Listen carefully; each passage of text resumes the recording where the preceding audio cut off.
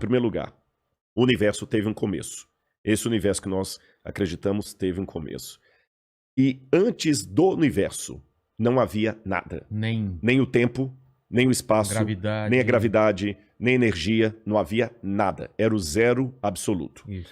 A incógnita é a seguinte: do nada, nada se produz. Ex nihilo, nihil fit, diziam os latinos.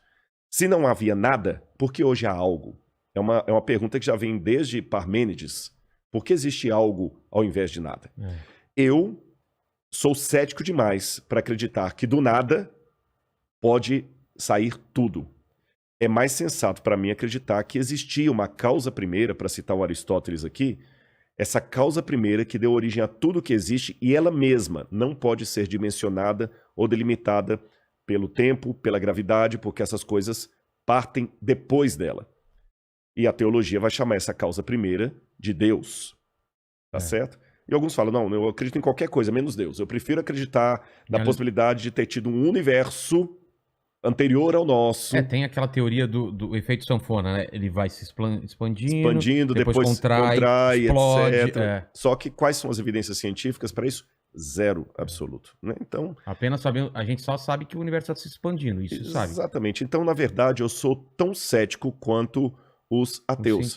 Quanto os cientistas. Sim, só que o meu ceticismo me conduz a dizer que havia uma causa primeira, e o ceticismo deles conduz a dizer que havia talvez um multiverso ou um outro universo. Vê se eu tô falando besteira. Existem lacunas e os ateus preenchem essas lacunas com alguma coisa e você e eu, que cremos em Deus, a gente preenche com outras coisas. É isso?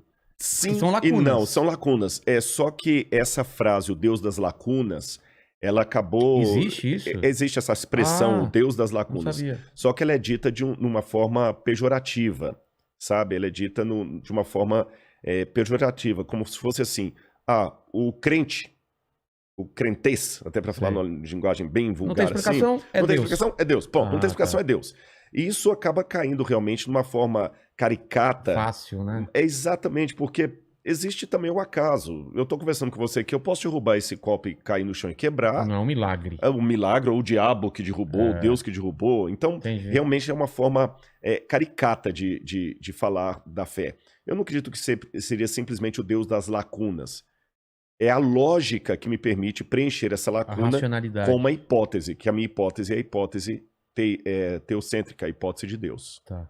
Isso serve também não só para a criação do universo, quanto para a criação da vida também. Com certeza. Se o universo... Mas Darwin e a teoria a evolução de Darwin, ela briga com a evolução das espécies, com a teologia? Crença, Bom, aqui nós temos 3 tipos de abordagens para falar de Charles Darwin. Você fala também sobre isso aqui? Falo, menciono também. Uma abordagem é a abordagem daqueles cientistas que falam o seguinte: a teoria da evolução das espécies sepultou Deus. Eu não preciso de Deus para justificar a vida, porque a evolução explica tudo. Existe um outro grupo criacionista que fala assim, não, a teoria da evolução das espécies não explica a origem da vida, nem nada. Ela explica alguns mecanismos, mas não todos.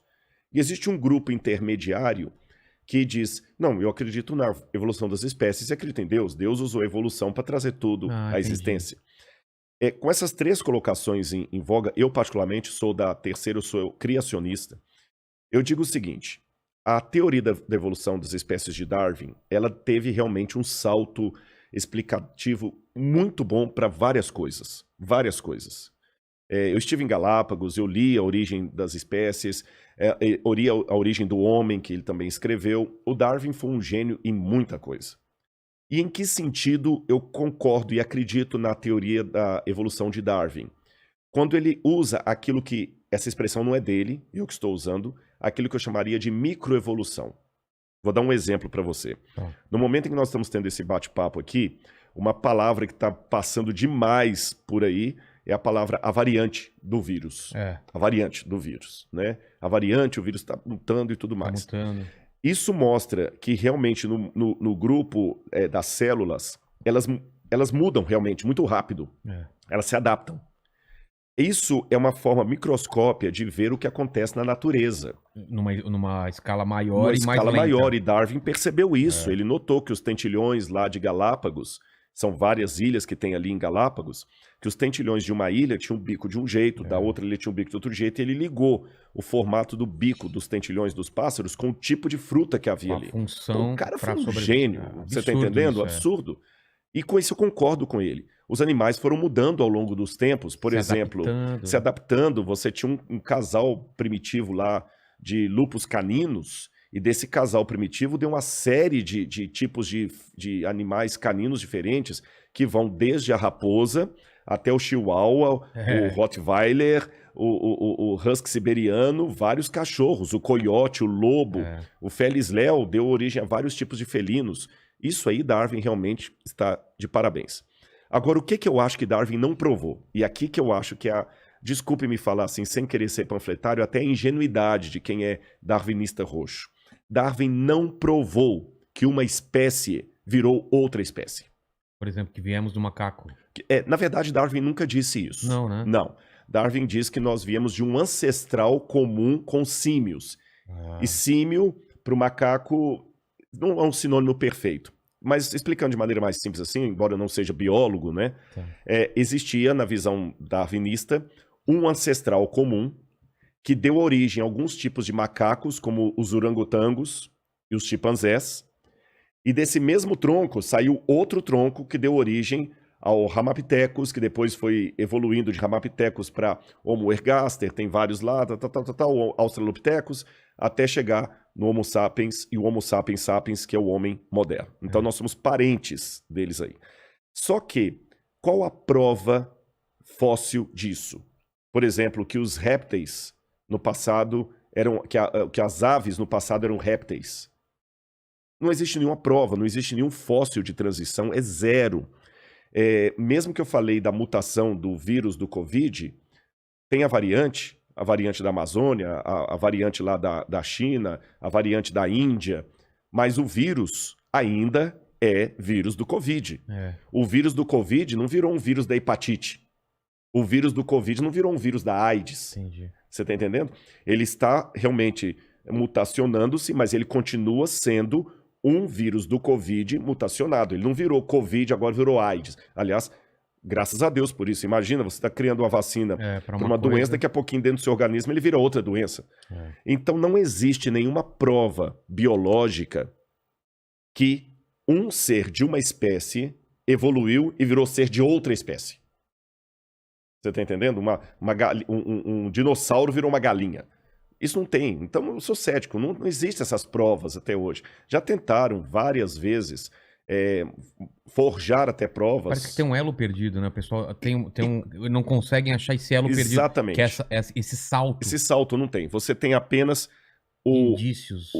O fóssil de um ser e o fóssil de outro ser. E esse caminho aí... Esse caminho eu tenho aqui a garrafa e eu tenho o copo. Aí, esse caminho aqui é uma lacuna.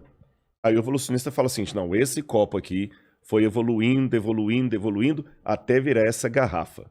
Eu, Rodrigo, penso que não. Esse copo pode ter evoluído, evoluído, evoluído, para virar um outro copo. Então, esse copo aqui pode amanhã virar o copo que você está tomando água aí. Mas continua sendo copo, não a garrafa. É esse que é o ponto. Só que hoje, falar contra o darwinismo, o evolucionismo, é quase dar um tiro no pé acadêmico. Porque vão chamar de negacionista, né? Negacionista virou um mantra. Sabe, na verdade, em alguns pontos, a universidade, ela tem virado, e eu acho que eu posso fazer essa crítica aqui, porque o mundo acadêmico é um mundo para você fazer a crítica. A universidade, em algumas instâncias, tem virado o mesmo padrão cultural da Europa da Idade Média. Caramba! Por quê? Na Europa da Idade Média, o lema era Roma locuta finita causa est. Roma falou, acabou. O que é dogma da igreja, você não pode questionar. Tá certo? Então, se nos dogmas da igreja estavam ditos que... Vou dar um exemplo para você. Por uma interpretação errada da Bíblia hebraica, Jerônimo traduziu que a terra permanece para sempre. Estate, que ele traduz em latim. Tá. Só que no hebraico, quando fala a terra permanece para sempre, quer dizer, ela dura para sempre. Mas São Jerônimo cometeu um escorregadela lá em latim e traduziu a terra fica parada para sempre. Tá certo? Aí você vê a briga de Galileu Galilei, quando quase foi execrado pela Inquisição da Igreja, pelo Santo Ofício, porque ele falou que a Terra por si move. Então, naquela época, você ousar dizer algo contra os dogmas da Igreja, você estava cometendo um suicídio intelectual e, ao mesmo tempo, social. Porque não podia falar nada Ser excomungado. Não podia falar nada contra o dogma da Igreja. Roma locuta, finita causa est. Roma falou, silêncio, shut up, acabou. Hoje, nós temos alguns mantras também colocados nas universidades que não abrem espaço para o diálogo. Você entendeu? Não abre espaço para o diálogo. Infelizmente, eu posso dizer isso. A universidade deixou de ser aquele centro de ideias até divergentes para dialogar, especialmente na área de humanas, para se tornar apenas repetição de mantra.